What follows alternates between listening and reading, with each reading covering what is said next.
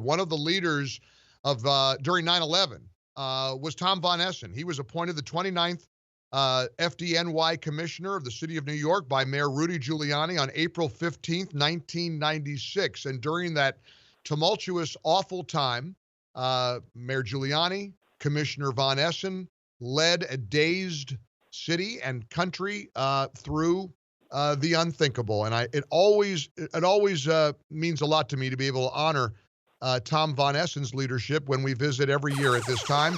Joins us on our guest line. Tom, it's always sad and somber to visit with you, but always wonderful to catch up with you, my friend. How have you been? Oh, thank you, Mike. I feel the same way. I'm Thank getting old, but I'm old, not getting old. And I'm okay, though. I feel good. Well, you're in it. You've been in the thick of it as a FEMA regional administrator, includes all of New York State. You've had a lifetime of public service. And Tom, I always like to start this day with talking to you about the need to never forget the sacrifice of not only your firefighters, of civilians, of police officers, of EMTs, of so many Americans, like Pearl Harbor, like so many events in our nation's history. We must never forget the events of September 11th, 2001. No, I agree, Mike. It's, I spent a couple of years after trying to think of, did anything good come out of this? And I still have difficulty finding too much. But when I look back at the respect that firefighters got around the world because of the sacrifice that my guys made that day, I found, well, that's something good. I'm just leaving the memorial. The final bell sounded, and I ran to do the interview with you. And I see so many firefighters that come from everywhere to show respect on this day right here at the memorial site. And I think that is one positive that came out of it. And that same respect, I think, of dignity and appreciation, I know so many of us have for the military. And recently what doctors and nurses did, the ambulance folks through COVID, I've never seen anything like that. Going home every night or going to a hotel, knowing when you go back to work tomorrow that you might get a disease that might kill you. That, to me, was the ultimate. What we do, with firefighters, cops, soldiers, you run into a battle and you do the best you can, and hopefully you come out of it and it's over.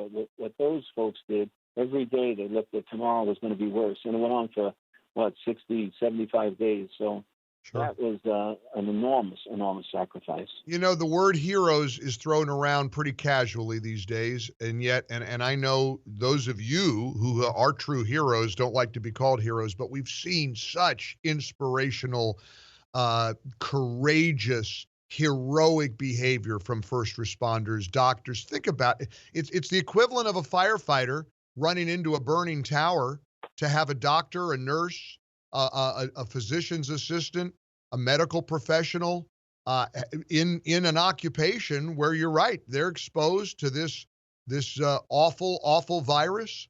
That's everybody. The rest of us are just making a living, but you guys literally have put your life on the line every day, and I don't think we cannot forget that. And you're right, Tom. Maybe this is the silver lining of 2022, that maybe we're going to have a renewed sense of respect and appreciation for all first responders and healthcare providers and people who've been on the front lines. I hope so. I hope that, I feel like the country did not learn from what we went through here. What we went through in the metropolitan area, we really were the epicenter. When they talked in the beginning of Washington State, Washington being the epicenter, I was kind of like, you got to be kidding me. That's a couple of nursing homes. It was terrible experience those folks went through. But I knew with our subway system and our density of the population and the amount of homeless people we have, the amount of poor people that we have, the people that come in from all over the world, that we would be. And I was right. When we went through those 75 days, I salute all those folks that made a difference. And I think the greatest difference was the doctors and the nurses and the emergency rooms and the ambulance drivers who brought them there, because they really were exposed at that first level. And you couldn't possibly protect yourself as much as you know you needed to. And then we went crazy trying to get them all the protective gear that they needed because there were so shortages. So it was truly a nightmare. And I wish the country had seen that and was more afraid of it. And I don't think they were. I think they thought it was over. Oh, well, it only happens in horrible places like New York and California, and where all the dense populated areas are. And it's not true. It's just something that affected everybody throughout the country, throughout the world. Tom Von Essen is with us. He was the New York City Fire Commissioner on 9/11. Tom, this is a tough question, but I just feel a need to ask you this. We've lost thousands of people in 2020. We've been fighting through political battles. It's one of the toughest years I think any of us have ever experienced. Is it fair to say that in many ways, and again, I hate asking you this of all people, but in many ways, 2020 is worse than 9/11 was?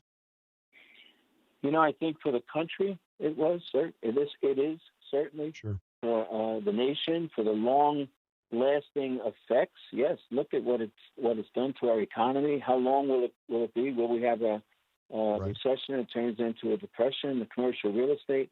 I mean, when you lose a loved one, that's the worst thing that could ever possibly happen to you.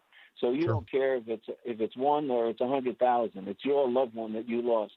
So you can't compare the sacrifice and the separation, the loss of people that people have when they lose somebody that they care about. That you can't compare. But you can compare everything else. And when you compare everything else, I think this is a much worse disaster for New York City and our country. Well, you talked about saluting those who have provided such inspirational guidance and leadership. I will always salute Tom Von Essen and your service and your sacrifice as you have plowed through so many things, and I just admire you so very much. All my best to your family, of course, your son, a big Broadway star who's a friend of mine, and your wife and your family. God bless you, Tom, and thank you, as always, for spending a few minutes with us here on the Mike Gallagher Show during this difficult time. I can't wait to catch up with you on a happier day. Thanks, Mike. Thanks for caring.